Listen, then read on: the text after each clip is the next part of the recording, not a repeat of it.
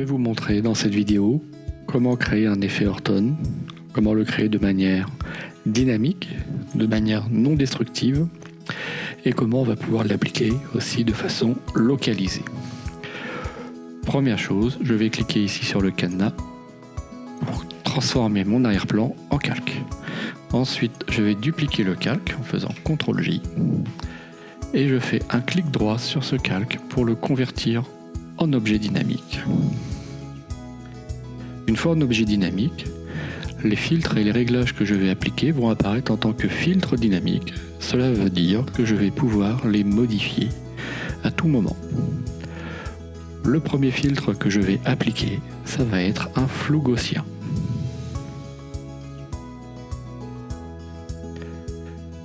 Je vais appliquer un réglage de flou. Après, le niveau de flou va dépendre un petit peu de votre image d'origine. Donc il faut adapter en fonction de votre image. Là, aux environs pour cette image-là, pour l'instant, aux environs de 15 et demi, pour l'instant ça me convient. Je valide. Donc vous voyez, on a ici un nouvel onglet qui est apparu sous mon calque de filtre dynamique. Et si je double-clique sur mon flou gaussien, je retrouve les réglages. Je vais ensuite aller dans Images, Réglages, Niveau.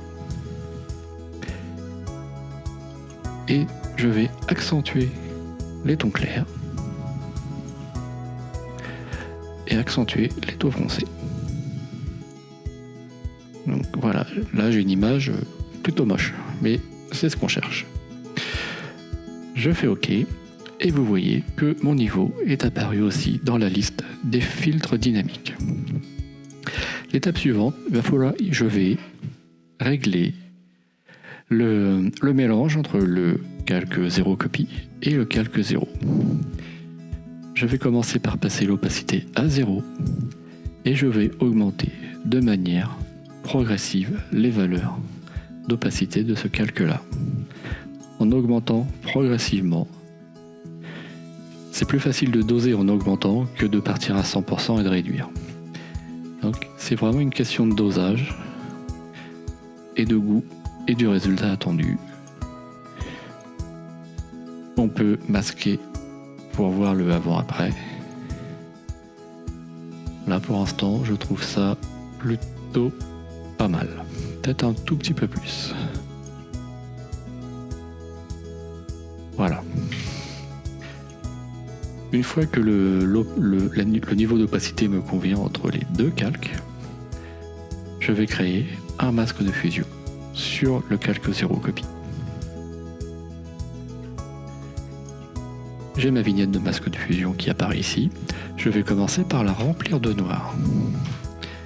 En faisant ça, je masque totalement l'effet Horton. Ensuite, grâce à un pinceau blanc,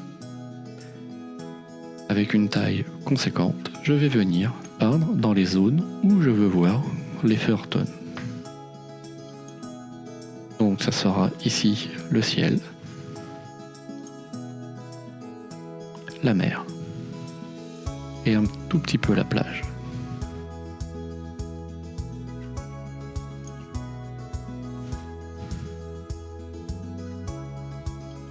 Pour m'assurer d'avoir peint toute la zone qui m'intéressait, je fais Alt-clic sur la vignette du masque, j'affiche donc uniquement le masque et je peux donc venir compléter le masque comme je le souhaite. Je vais même déborder un tout petit peu ici. Voilà. Une fois que le résultat me convient, on va voir aussi l'avantage d'avoir utilisé un objet dynamique. Car je peux de nouveau avoir accès à mon réglage de flou gaussien et de niveau. Si je double-clique sur flou gaussien, j'ai un message qui me dit que pendant le réglage de flou gaussien, le niveau ne sera pas visible. Ça ne me gêne pas. Et je peux venir encore peut-être augmenter un petit peu ma valeur de flou gaussien.